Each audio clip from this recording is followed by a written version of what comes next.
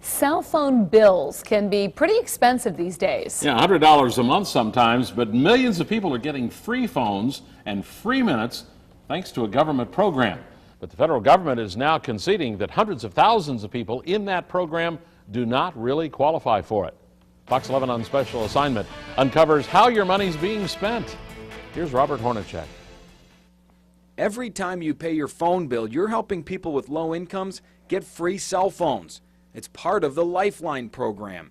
Ann Cortez is one of more than 13 million people in the country in the program. She's been using a Lifeline phone for more than 6 months. It's always on. It's an emergency contact number that in case anybody from the school with my kids needs to get a hold of me or for looking for jobs, it's always on. The idea is simple. Obviously, in today's society, access to telecommunications is a real essential piece of economic activity. Brian Ryberick is head of telecommunications for the Wisconsin Public Service Commission, which administers the Lifeline program in the state. Lifeline grew out of the 1996 Telecommunications Act. The goal is to ensure that people in rural areas and people with low incomes have access to home phone service. In 2006, the Federal Communications Commission, or FCC, added prepaid wireless carriers to the program. Here's how it works. If you qualify for food stamps, Badger Care, medical assistance, the Wisconsin Homestead Tax Credit, Wisconsin Works, Supplemental Security Income, or the Low Income Home Energy Assistance Program, you automatically qualify for Lifeline. You can sign up with one of several wireless providers in the program. The company gives you a free cell phone and 250 minutes per month. Then the government pays the company $10 per month. Where does the money for this program come from? The funding for the program essentially comes from telephone subscribers. It's called the Universal Service Fund. Phone companies are assessed a fee, and they in turn pass it along to their customers. Essentially, it's a surcharge on telecommunications customers. So while people don't call it a tax, for all intents and purposes, it's pretty much a tax.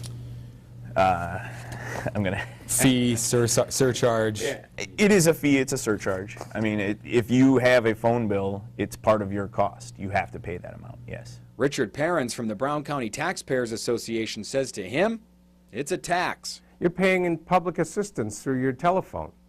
And that, I think, is unfair, because it's an unrepresented tax. Perrins doesn't like the fact that one industry is forced to pay for it. Our society has chosen to provide public assistance in very huge array, wide array of formats already. I don't think we need to have this one in addition. This could probably have been handled somewhere else and done in a way that didn't go out and punish the user of a particular product. The Universal Service Fund is growing. In 1998, the fund collected a little more than $2 billion. In 2010, it was up to $8.1 billion. That money goes towards 4 programs. More than half of it is used to help keep costs down for rural customers. Ryberick says that's where much of the growth has occurred. $2.2 billion is used to fund schools and libraries. $1.75 billion goes to the Lifeline program. And about 1% is used for rural health care providers. Ryberick says in the last few years, the Lifeline program has exploded. More and more people use cell phones today than use landline phones. So the numbers are, there are tremendously more, almost twice as many wireless numbers in the state of Wisconsin than there are landline assigned numbers. So when you look at that, it's just, this is what people are using now. This is how people communicate. In Wisconsin, more than 200,000 people are currently using the Lifeline program, and the cost is rapidly growing. In 2009, a little more than $9 million was spent on the program in Wisconsin. And through the first 9 months of 2011, more than $16 million had already been spent. Ryberick says that happened because more cell phone companies are involved in the program and more people are eligible because of the economy. But according to the FCC, up to 15% of the people in the Lifeline program aren't really eligible for it.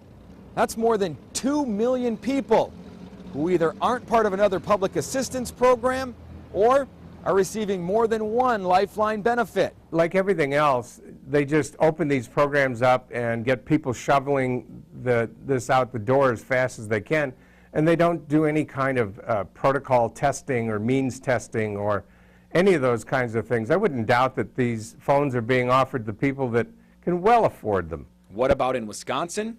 Ryberic says for several years, the state has run all applicants through a database to make sure they qualify. If you apply for the program, I have to run you through the database, and you have to be verified before I can give you that benefit. The federal government is now following Wisconsin's lead.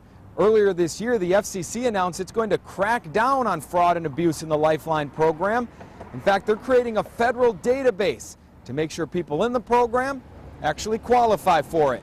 Ann Cortez says without Lifeline, she wouldn't have a phone. For the years, all the years I worked, it's nice that now that I don't have the resources available, there is something available. And all the years I did pay in my taxes, there is a program out there to help me so I can get back on my feet. For Fox 11 on special assignment, I'm Robert Hornacek.